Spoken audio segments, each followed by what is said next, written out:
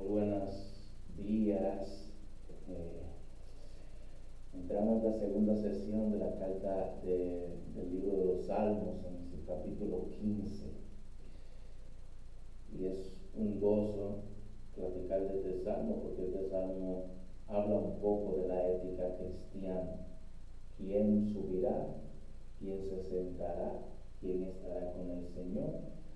Pero antes de eso, yo te voy a pedir por favor que pase conmigo a orar unos minutos y pidamos al Señor que nos llene, amada audiencia del ministerio y el ministerio, el grupo, que nos llene de la palabra de Dios mientras rumiamos estos versículos del 15 al 5, solamente 5 versículos que nos hablan acerca de quién subió, de quién entró, de quién se sentó al lugar santísimo. Señor, ayúdanos, Señor, a entender estos pasajes bíblicos, pero con tu mente, con la mente tuya, Señor, con la voz tuya, con tus ojos, saber de tus salmos. Estas 3 sesiones, estos 3 días, queremos brumear, hablar de estos 3 salmos que son evidentes para nuestra vida. Como el salmista se desplomó a escribir estos 3 salmos, como el salmista habló a esta audiencia, de esta congregación del pueblo de Israel. Señor, danos de ti en nuestra mente, no nos dejes iguales. Estos 3 días queremos platicar estos 3 salmos, brumear estos 3 salmos, hablar de estos 3 salmos y ya estamos en tu gloria manifiesta, porque ya vimos el Salmo 14, cómo el corazón del hombre debe de ser, cómo debe de decirse constantemente en su mente, en su corazón acerca de ti. Como que no hay Dios. Sí, hay un Dios. Hay un Dios santo, trino, omnipotente, omnisciente. Él habita coexistentemente con el ser humano. Él subsiste. Él nos trajo esta creación para que nosotros lo glorifiquemos con nuestra vida. Y eso es lo que vamos a ver en este Salmo 15, cómo las vidas te pueden servir.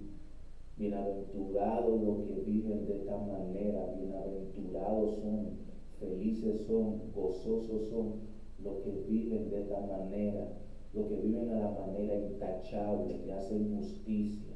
Ayúdanos a entender estos versículos, ayúdanos a brumear estos versículos, a no cuestionar ningún versículo, a no poner sabiduría de hombre en ningún versículo, sino que sea tú hablándonos.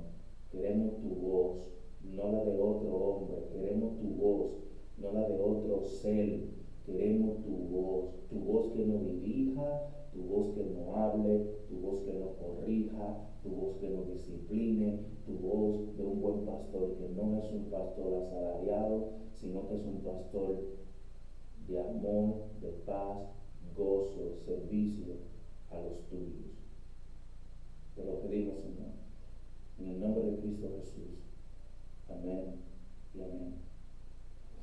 Cuando usted pasa a este Salmo 15, viendo el Salmo 14, y hacia dónde usted se dirige con el Salmo 16, cómo el salmista se dirige hacia el Salmo 16, estos 3 salmos son colocados, y se lo dije en la sesión pasada, son colocados para la congregación de Israel, para el director musical de David.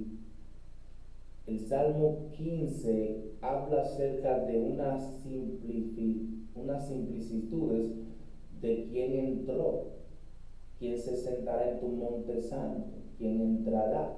El mismo modelo de este Salmo es el mismo modelo que aparece en el Salmo 1, versículo 1 en adelante. En el Salmo 19, capítulo 19, versículo 13, habla acerca de la realidad del ser humano y su forma de pecado. El Salmo 15 y el Salmo 14 amarran todo lo que el salmista David en un momento dice en el 16, ya. No, yo ahora te voy a agradecer.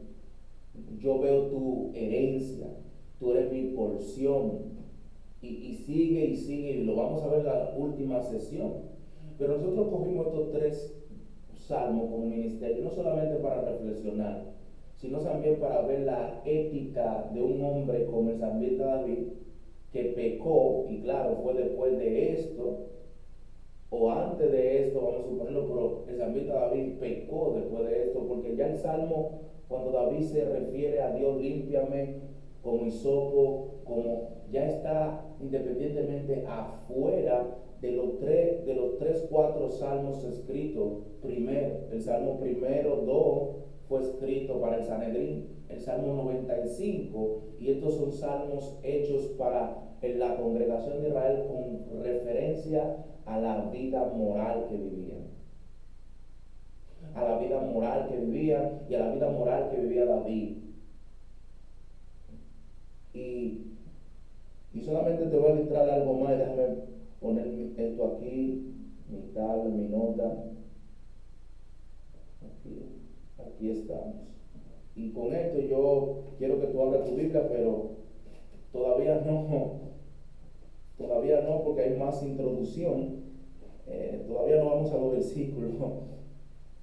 Mira, la razón es precisa porque nuestra vida, independientemente de cómo sean, dirige muchas veces a cosas que el corazón nos vive diciendo a nosotros mismos, como nosotros vimos en la sesión pasada.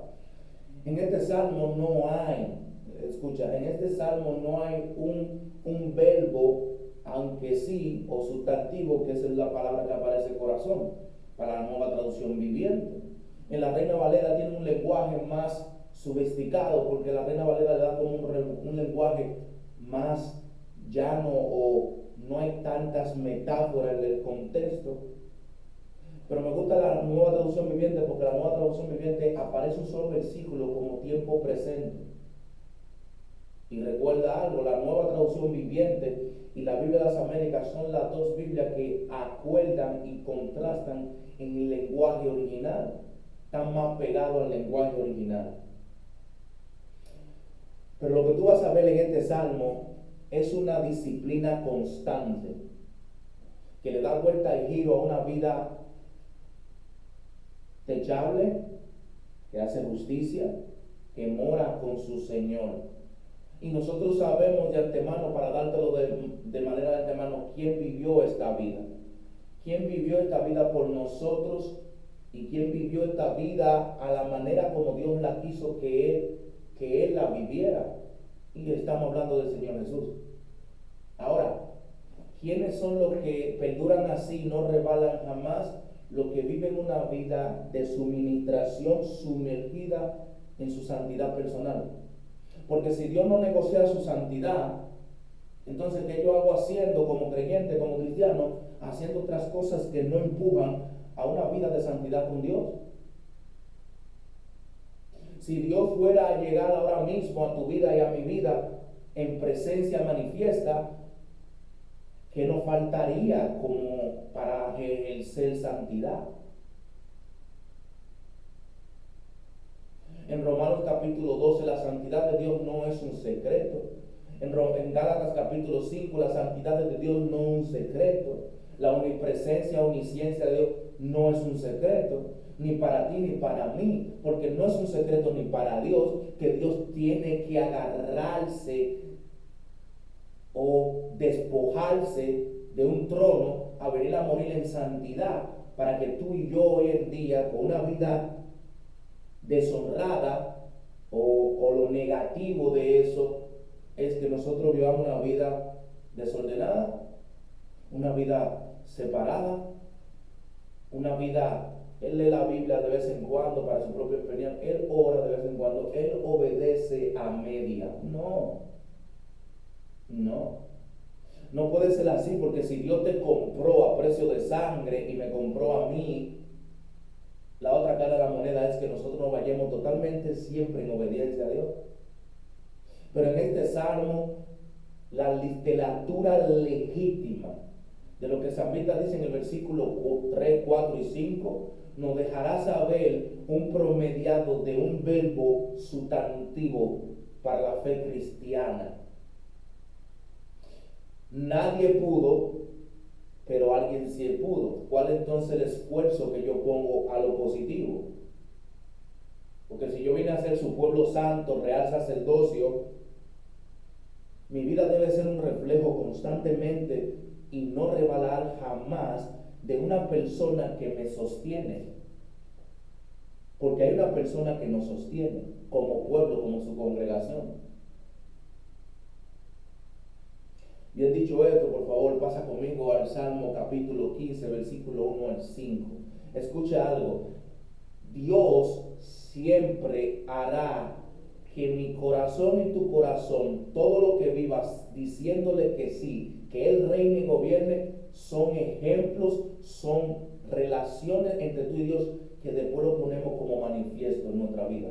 Por eso yo he titulado mi mensaje de esta mañana, Bienaventurado los que viven de esta manera. Porque el verbo crucial es que tú vivas y que yo viva y que seamos bienaventurados, que nosotros vivamos para la gloria y el reino de Dios. Simple y llanamente, esa es la meta de Génesis hasta Apocalipsis de la fe cristiana. Jesús nos lo da, Dios nos da a Jesús como el modelo, como el testimonio y como el reflejo del Antiguo Testamento. Nos lo trae a nosotros como manifiesto, como el verbo encarnado a los gentiles, se marcha y nos deja a alguien que es miembro de la Trinidad, al Espíritu Santo. La palabra de Dios dice: Señor, ¿quién puede adorar en tu santuario? ¿Quién puede entrar a tu presencia en tu monte santo? Los que llevan una vida intachable y hace lo correcto, los que dicen la verdad en su corazón sincero, los que no se prestan al chisme ni hacen daño a su vecino, ni hablan mal de sus amigos, los que desprecian a los pecadores descarriados y honran a quienes siguen fielmente al Señor y mantienen su palabra aunque salgan perjudicados, los que prestan dinero sin cobrar intereses y no aceptan soborno para mentir acerca de un inocente, esa gente permanecerá firme para siempre. En la Reina Valera dice: esa gente no revelarán jamás. Esa gente vive de una manera que Dios se admira de verlo. Para correctar este capítulo, dividamos las porciones en dos y medio, para que nos dé el conjunto de 5 versículos. A continuación, el Señor, ¿quién puede adorar en tu santuario? ¿Quién puede entrar en tu presencia en tu monte santo? 1. Verbo sustantivo, vamos a suponer, o verbo subjetivo. ¿Quién puede? La pregunta que viene de una vez a reducir es: los que viven una vida techable. Dios no está cerrando su monte santo, Dios no ha cerrado su presencia. Eso es un verbo premativo.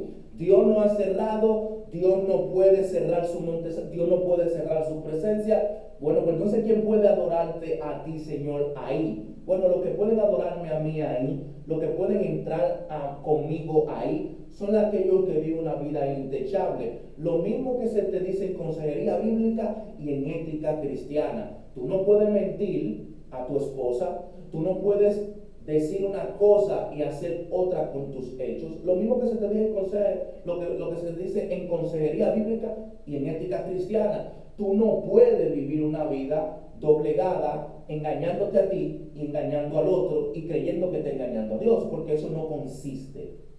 Si tú vas a estar como creyente en la presencia de Dios, tú no puedes con un corazón engañoso.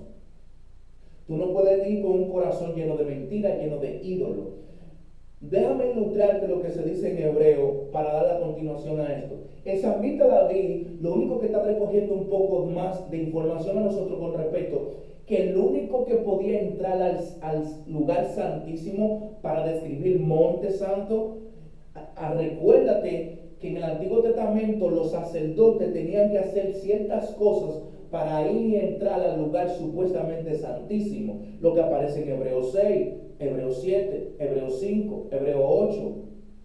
Todas esas personas entraban al monte santo, al tabernáculo, el tabernáculo de Israel, donde despojaba la presencia de Dios, donde el pueblo de Israel cargó a la presencia, al altar para el tabernáculo. Todo eso es una regla que la congregación de Israel necesitaba en aquel entonces, en este capítulo 15. ¿Por qué? Mira por qué. Porque estas personas entraban al lugar santísimo con su pecado. ¿Cómo así, hermano? Ellos se limpiaban, ellos hacían sacrificios, pero los sacrificios no eran vívidos, porque el judaizante y demás, los gobernantes religiosos, los escribas y fariseos, eran gente perversa que cuando Jesús se enfrentó a ellos, le dijo: escribas y fariseos, arrepentido y convertido. Juan el Bautista le dice: voz que clama en el desierto, prepara el camino para el Señor. Yo soy la brecha, yo soy el que preparo ese camino, yo soy el que doy continuidad. Estas personas entraban al lugar santísimo, tenían una vida doblegada supuestamente, pero no vivían a la manera como el salmista dice en el versículo 2. Una vida intachable, el que hace justicia, el que no habla con daño a otro, el que no calumnia, el que no chismea. ¿Cómo que en Israel no chismeaban? Hermanos, hasta múltiples iglesias, múltiples congregaciones chismean. No vivían eso es lo negativo del versículo. Porque estas personas entraban al tabernáculo, al lugar santísimo. ¿Y sabe qué es lo que dice el autor de Hebreos? Años tras años, década tras década, tiempo tras tiempo, ellos entraban y no hacían nada para expiar completamente el pecado de la raza humana completa. No podían y no pudieron. Y déjame la pregunta ahí, que yo sé que tengo que respondérsela. No pudieron. No, absolutamente no pudieron. Hermanos, una persona, una vida, un creyente, un solo creyente, no ponga tanto que modela estas cosas, no rebalará jamás, empresta su dinero abiertamente. En conclusión a lo que positivo del texto, empresta su dinero, no calumnia, no cuestiona al inocente, no está apurado para que ese señor le devuelva su dinero. Esta persona no rebalará jamás. Mira bien, el salmista David comienza en el versículo hablando quién entrará, y al terminar habla acerca del préstamo, del dinero, de que un individuo le hace a otro individuo. ¿Y sabes qué? Adivina. ¿Sabes qué? Adivina. Adivina una sola cosa. Este préstamo que Samita está diciendo que habla o que presta para el pueblo de Israel, esto era evidente en aquel entonces. Había gente rica, otros pobres. Estos venían a buscar, para ilustrarte el contexto, para decirte, y estoy parafraseando. Ellos iban y daban, ellos iban, los más pobres, aquellas personas esa persona le prestaba un recurso para que comprara un pollito, una comidita para su familia. Y ¿sabe qué? Estas personas no es que no calumniaban, ellos calumniaban, ellos cuestionaban. Por eso también David dice en la Reina Valera: no rebalarán jamás. En la Nueva Traducción Viviente dice: estas personas permanecerán firmes. Nosotros creemos a lo largo de la historia que es lo que tú prestas, alguien tiene que pagártelo, porque si no te lo paga, ¿quién te lo va a pagar? Bueno, en contraste a eso, si tú te pones a ver lo que Jesús hizo por ti, por mí en la cruz, el dinero que tú le das a otro o el préstamo que le hace, no es para que tu corazón se haga un ídolo de tú apurar y cuestionar al inocente. Ahora, la palabra para inocencia aquí, inocencia, tiene un verbo muy subjetivo, porque ¿quién eran esas personas inocentes? Los que eran despreciados de la sociedad de Israel, los que no tenían absolutamente nada, lo que aquellos sabios supuestamente de la ley podían hacer con aquellas personas, como trataban a las viudas, a los pobres, aquellos jerarcas de aquel entonces. Y en el versículo 3, 2, te lo voy a leer: los que llevan una vida intachable, esos inocentes, esas personas que no eran nada, es posible que vivían tipo de ética, moral, vamos a decirle congregacional, porque estos son salmos congregacional. El Señor, los que llevan una vida intachable, los que hacen lo correcto, los que dicen la verdad con su corazón sincero. Ahí vuelve la palabra verbo. Lo que dicen en realidad la verdad con su corazón sincero. Existe una sola cosa para nosotros estar en la presencia de Dios, y existe una sola cosa para estar en su monte santo.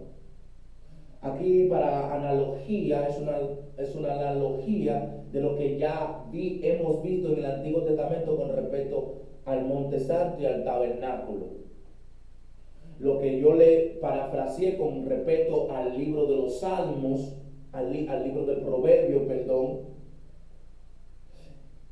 y cómo esta centralidad o secuencialidad le da giro a todo un entorno, que como estos corazones o el corazón debe de ser moralmente para estar en la presencia de Dios.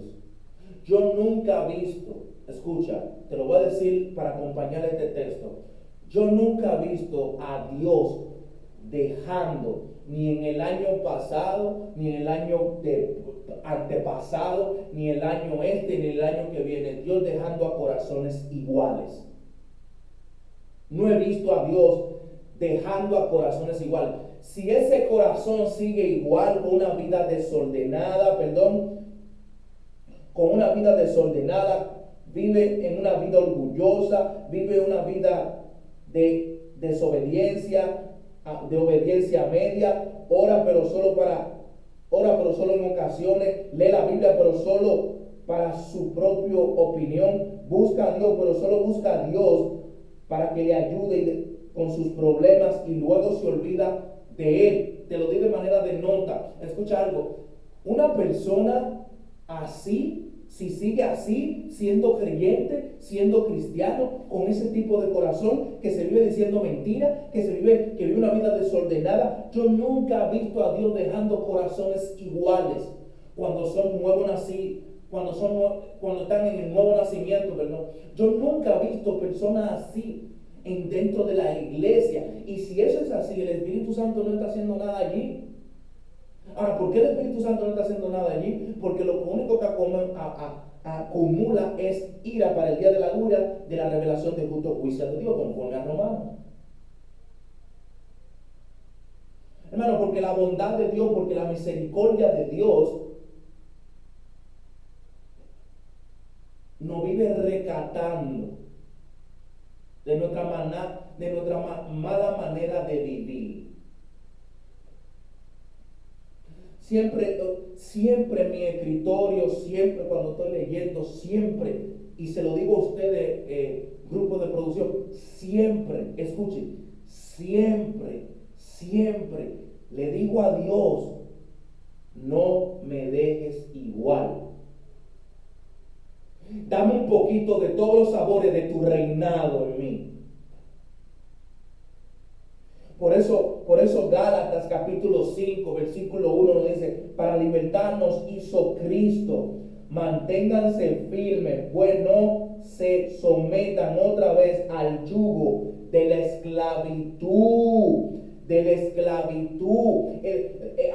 la autonegación de nosotros con respecto a nuestros corazones sinceros o intachables o que hacen justicia son evidencia de una vida firme. Nosotros no vivimos para nosotros, nuestra vida está escondida en Cristo Jesús. Por lo tanto, mi vida debe de tener una vida centrada en el Dios que me ha creado, porque lo único que visitan el tabernáculo, están en la presencia de Dios, entran a su monte santo. El salmista David dice, estas personas son firmes, no es un verbo negativo, es un verbo universal y es positivo, porque estas personas quieren, la congregación de Israel para aquel entonces quiere los cristianos de hoy, porque lo que tiene que ver con la ética cristiana tiene que ver para todo. Lo que tiene que ver con una vida saludable, firme, expresiva, una vida llena de amor y deleitosa por Dios, requiere diligentemente que tu vida sea un reflejo y tú te mires en el espejo constantemente acerca de tu corazón. Oye lo que dice el 3, los que no se prestan al chisme, ni hacen daño a su vecino, ni hablan mal de su amigo, los que desprecian a los pecadores, descarriados, y honran a quienes siguen fielmente al Señor. Creyentes que honran a quienes siguen al Señor, y esto tiene que ver con un grado más de porción de responsabilidad con respecto al pastor, al líder, aquellos que reflejan de una manera u otra al Señor o están firmes en el Señor y sus modales dicen muchos del Señor. Estas personas no desprecian a los pecadores. Estas personas honran a quienes siguen al Señor, pecadores descarriados. Ellos no desprecian a esas personas. Si una persona viene a mí, aquí podemos hablar montones de versículos bíblicos del Antiguo Testamento, del Nuevo Testamento, en los 4 evangelios. Jesús nunca tuvo instante lejos, separado de pecadores. No, Él no desprecia a los pecadores. Él ama a los pecadores, al igual como tú, como yo. Yo creo que uno de los académicos del Nuevo Testamento, haciendo analogía al texto que estamos viendo, John Fullerton y Owen, son dos ingredientes para ponerlo aquí. Escucha lo que dice Owen. Una vida totalmente entera en Dios, dice él, es una vida que deja que Dios no solamente le dirija, dice él, sino que esa vida está sometida al amo que Dios, a la bondad de Dios, a la misericordia de Dios, a la paz de Dios. Pero todo eso, dice él, son vínculos. Es precisamente que nos mueven a una vida centrada, que no hace daño, que no se engaña en sí misma, que no actúa por impulso, que deja que Dios fluya a él de sí mismo. Y cuando esa persona se para en un púlpito o sirve en la iglesia, todo el mundo quiere estar alrededor de él, porque cada vez que él se relaciona, está firme, es intachable y tiene una justicia que hablar.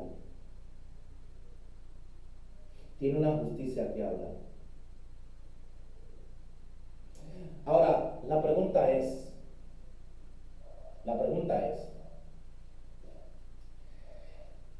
si nuestras vidas,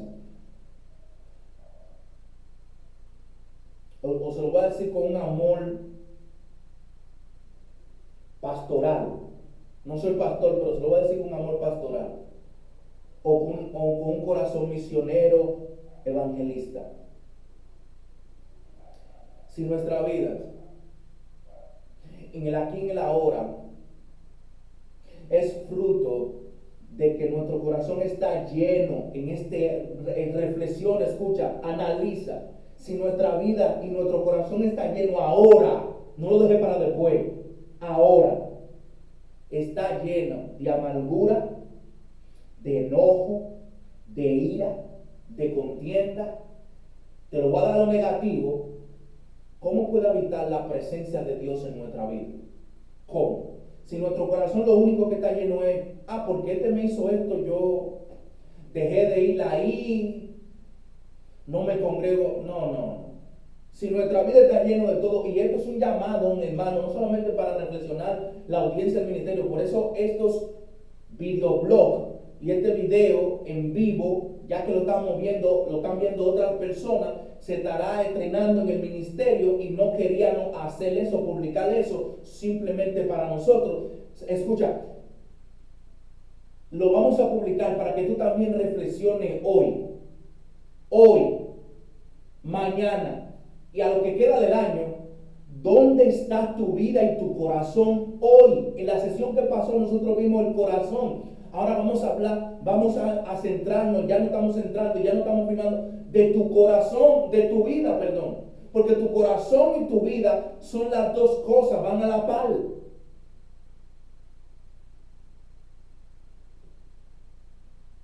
Jonathan Edwards dijo, Señor, en una de sus revoluciones, Señor, si mi vida no es para la gloria tuya, para la obediencia contigo, para la búsqueda contigo, deséchame. Pero déjame como blanca lana, decía Edward. Deséchame. Déjame solo, desamparado, porque si mi vida no es para glorificarte a ti, para obedecerte a ti, ¿para qué voy a seguir viviendo en este mundo? Porque fuiste tú que me creaste a mí a la imagen tuya y semejanza. No fui yo que te creé a ti, como cree el monoteísmo, que hoy en día tiene un hombre centrado como Dios, o como el ateísmo, que vive negando toda la existencia de Dios, o como el legalismo, que vive dividiendo a pastores y predicadores en élite para ellos disfrutarlo a hombres pecadores igual como tú y como yo. O como el pragmatismo, que pone idea en el texto. O como el evangelio de la prosperidad, que hace un sinnúmero de engaños y manipulaciones al alma que Dios creó para que le glorifique. Si la palabra de Dios enteramente, purificada y ceñida, no nos da un corazón en este año, en lo próximo, un corazón de santidad y bondad y de relación deleitosa con Dios. Como dije en la serie de Tesalonicenses o en Gálatas, no te suba a la barca que tú y yo no vamos. Porque todo reduce, hermano, aquí.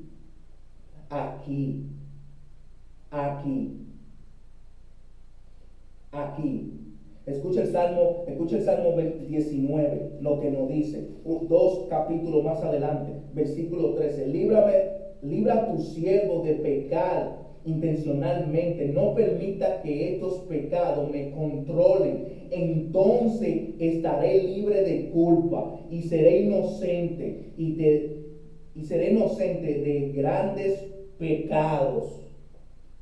De grandes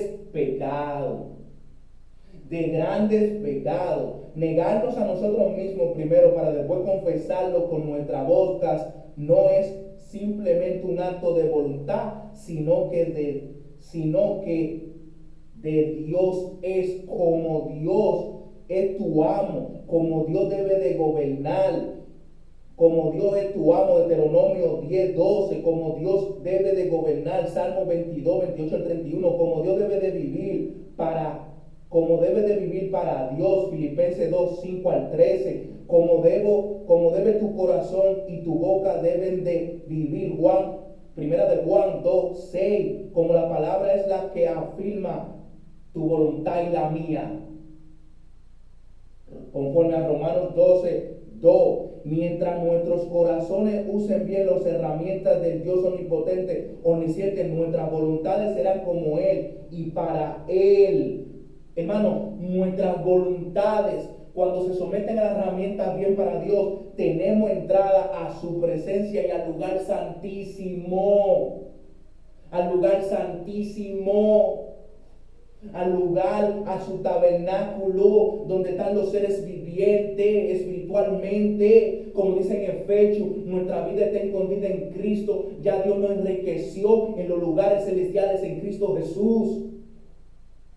¿Qué esperamos hoy?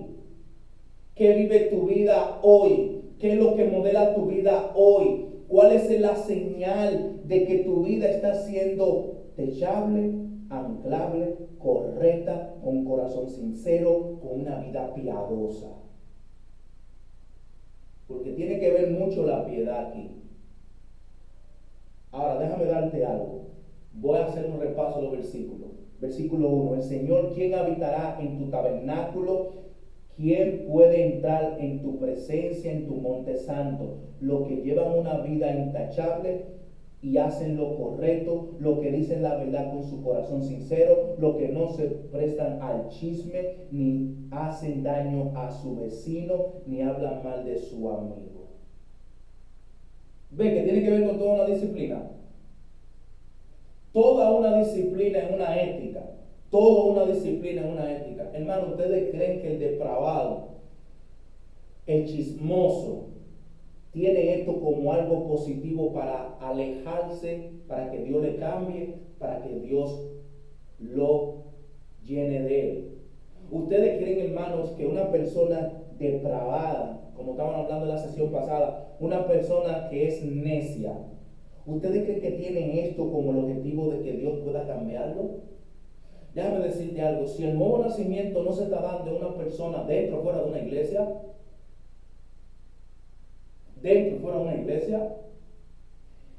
que nadie me diga a mí que esa persona es cristiana. Porque en las disciplinas espirituales, que vamos a ver, paramos la serie de los tesalonicenses, vamos a ver en el capítulo 4, cuando Dios, mientras Dios quiere en esto, porque voy a estar un poco ocupado todos estos días, cuando entremos de nuevo, vamos a ver las disciplinas espirituales en Tesalonicenses. Y aquí estamos viendo ética cristiana. Y en la ética cristiana se nos dice, en consejería bíblica, todos estos pastores, para reunir claramente un vínculo preciso de corazones transformados por su palabra. Decía John MacArthur, si la palabra de Dios no puede, escucha, si la palabra de Dios no puede cambiar al ser humano, pues entonces, ¿quién lo va a cambiar? Si la palabra de Dios es mal usada, ¿quién entonces lo va a cambiar?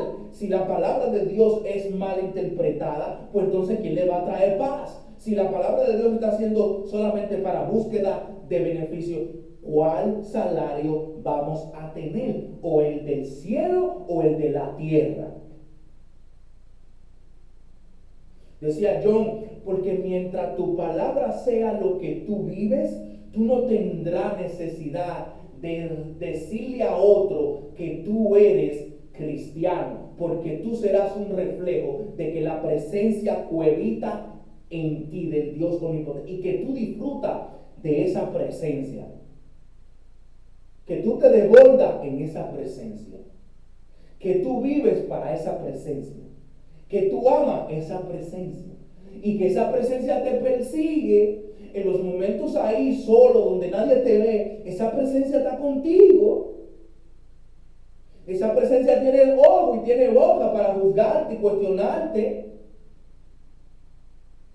porque es la presencia de un Dios omnipotente, un Dios omnisciente. R.C. Sproul decía, las misericordias y las promesas de Dios en todas las escrituras no están ahí por ocasión, están ahí por la afirmación, están ahí para que el cristiano pueda brumear y al mismo tiempo comer y al mismo tiempo vivir una vida saludable en salud espiritual.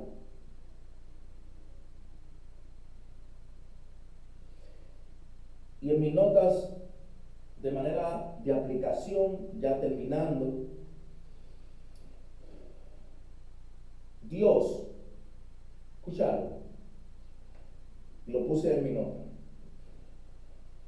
Dios no vive hablando en el Antiguo Testamento, ¿verdad? Antiguo Testamento. No vive hablando en el Nuevo Testamento. En el Nuevo Testamento, en el Antiguo Testamento. Dios no vive hablando de una sola persona. Una sola persona, miembro de la Trinidad. La segunda persona. Dios no vive hablando de una sola persona.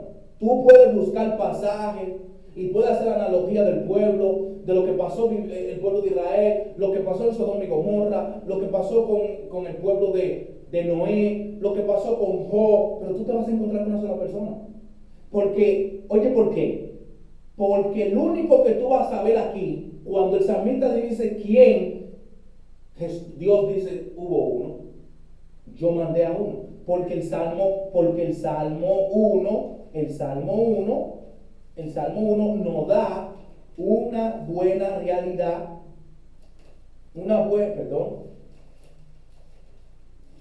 aquí vamos.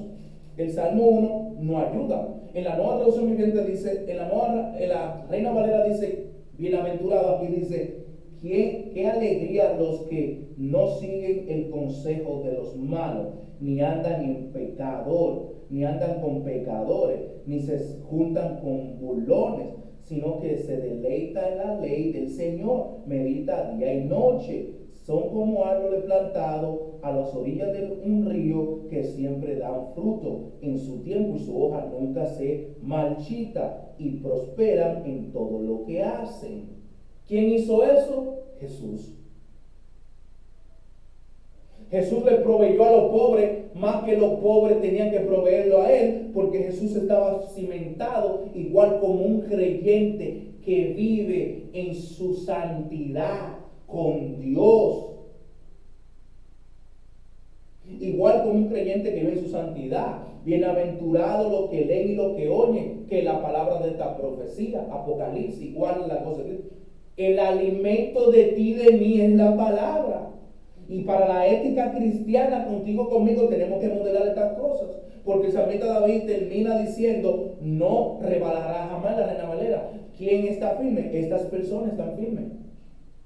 Estas personas están firmes. Porque ellos viven en el tabernáculo en su corazón. En el monte santo con su corazón. Todo lo que viven guardando en su corazón es verdades de la palabra de Dios. Ellos no viven tratando con mentiras, ni chismean, ni buscan una vida desordenada en su amplitud. Y podemos hacer un poco de silencio con esto. ¿Y sabes qué? El silencio es bueno. Porque al igual como estos pasajes están aquí, de una manera u otra, nosotros hemos vivido de esa manera.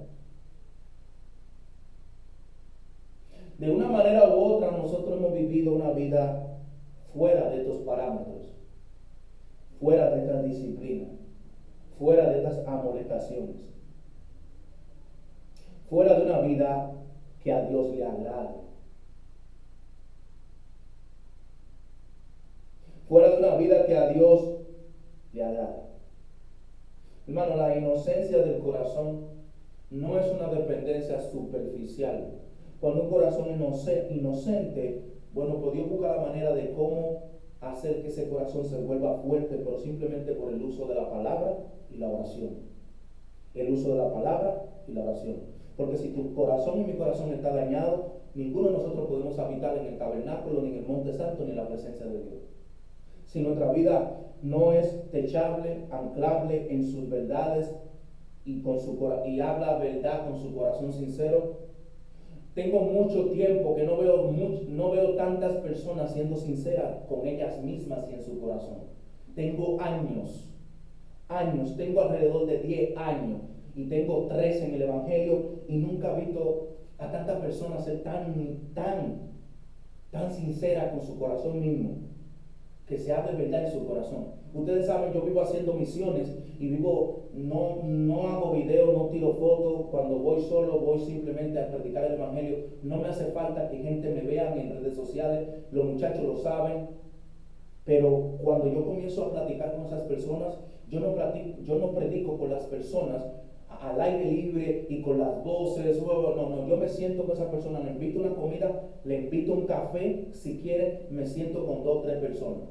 En la Galería 360 tengo una misión allí en el café de Starbucks, iré allí, me sentaré 4 días consecutivos. El grupo cree que me puede hacer un feature, que le llaman es una producción para lo que viene, si Dios lo permite, en estos años que vienen. Pero déjame decirte algo. El corazón debe de decirse ser sincero y ser real. Porque cuando tú conversas con una persona y tú lo ves cara a cara y tú le ves su necesidad no es de inocencia. Porque si fuera inocente, no tuviera culpa y nadie fuera pecador. Pero la inocencia revela mucho acerca del verbo de dinero al final del versículo. El dinero no es la cuestión para un corazón sincero. Cuando un corazón sincero bondadosamente está abierto y su inocencia carece de que Dios coexiste. En lo seculativo de los versículos, la primaricidad, lo primario es que estas personas que el salmista David refleja quién, el que anda íntegro, el que es intachable, señala a las vidas que vivían uno y otro no en el pueblo de Israel, en la congregación de aquel entonces. La palabra para tabernáculo, le dije ahorita, es la palabra que se describe como aquellos sacerdotes que entraban al tabernáculo, al monte santo. Para terminar esto, te voy a resumir esto. El único, absolutamente por los siglos de los siglos, que te puede dar satisfacción en tu corazón, que puede volver tu corazón sincero, que puede tener una vida techable, que puedes andar en la presencia de Dios, que puedes vivir en el monte de Dios, dentro mismo de tu corazón, es una vida que manifiesta que la obediencia es lo primario y que la santidad es lo primario también, porque esas dos cosas conmemoran una ética de una vida hecha para Dios, una vida que vive bienaventurada de esa manera. Es una vida que está bienaventuradamente vividamente, no por los años, no por las necesidades, no por el dinero, no por la ropa, no por el vehículo, no por las casas, no por las oficinas, no por el ministerio, no por la iglesia. No, porque esto fue lo mismo que Dios vino a hacer en Génesis. Cuando Dios creó al ser humano, lo creó de una manera perfecta, sin ningún sin ninguna alteración. Cuando Dios creó al ser humano, lo creó para que viva una vida totalmente para Él. Cuando Dios creó al ser humano, lo hizo de una forma que esa vida refleje toda su gloria. Cuando Dios creó al ser humano, lo hizo sin daño alguno, igual como toda la creación.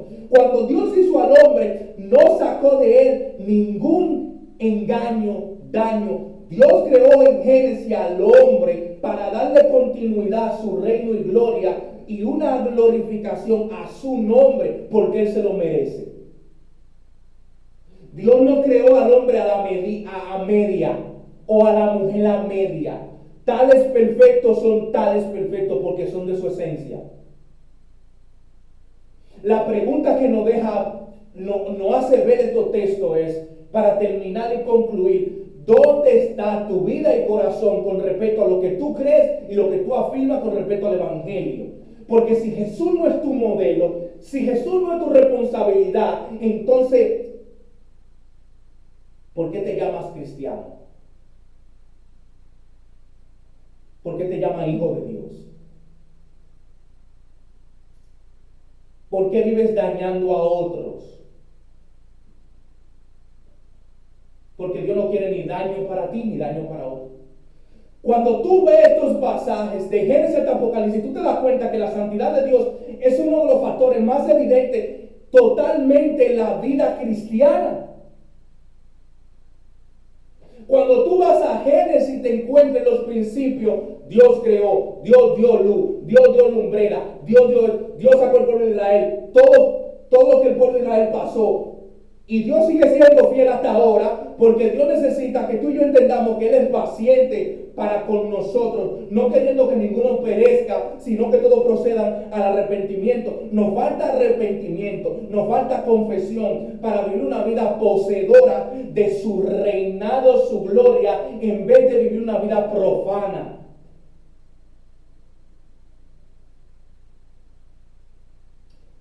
Cuando yo veo a los homosexuales, y con esto voy a terminar, que lo tengo aquí en mi nota anotado. Cuando yo veo a los homosexuales, las mujeres homosexuales, las mujeres que se creen hombres y los hombres que se creen mujeres, a veces voy en el metro y me pongo a reflexionar. Cuando yo me digo a mí mismo, Señor, cuando yo vaya ante esas personas a predicar, ayúdame a tener el corazón tuyo y a tener la vida que Cristo modeló. Cuando yo vaya a esa persona a hablarle de ti, ayúdame a tener el corazón tuyo y la vida de Cristo. El corazón tuyo primero, Dios, y la vida de Jesús modelada aquí en la tierra, escrita en este libro.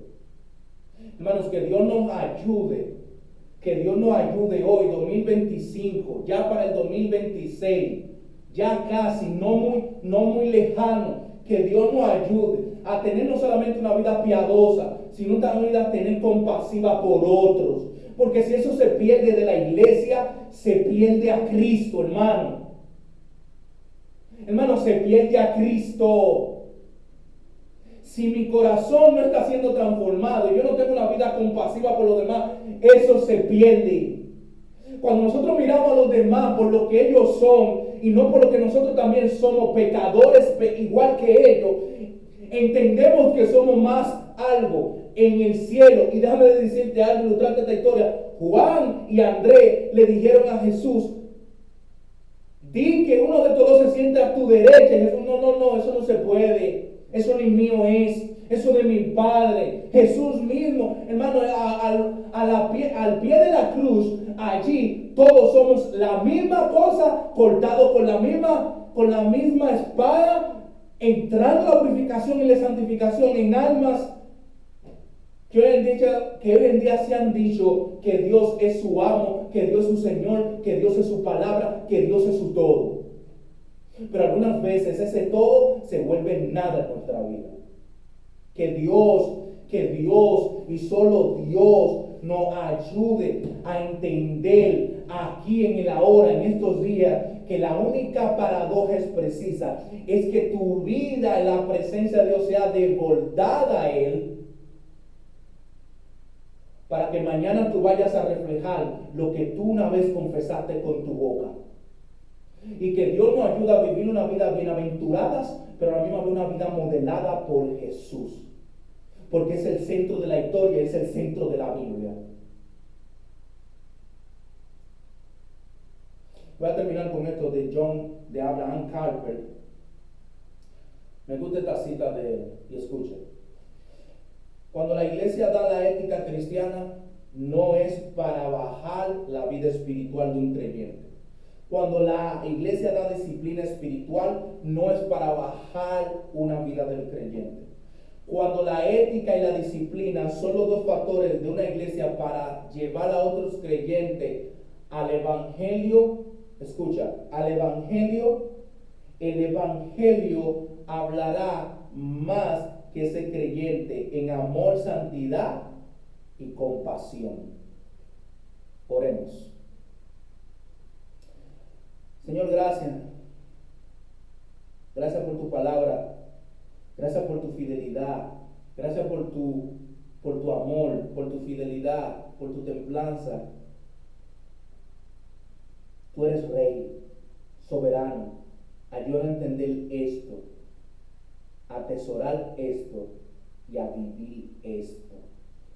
No esto solamente que hemos reflexionado y meditamos hoy. No. Sino meditarte a ti, tu amor, tu reinado, tu presencia, experimentar este monte santo, este tabernáculo en nuestro corazón, pero con tu santidad, con tu porción, con tu palabra, con tu amor. Cuando lleguemos ahora al final del Salmo 16, allí está tú con un hombre que solamente dice: Tú eres mi porción. La carne también reposará confiadamente. Ayúdanos a vivir con eso. Te lo pedimos. En el nombre de Cristo Jesús. Amén y amén. Bendiciones.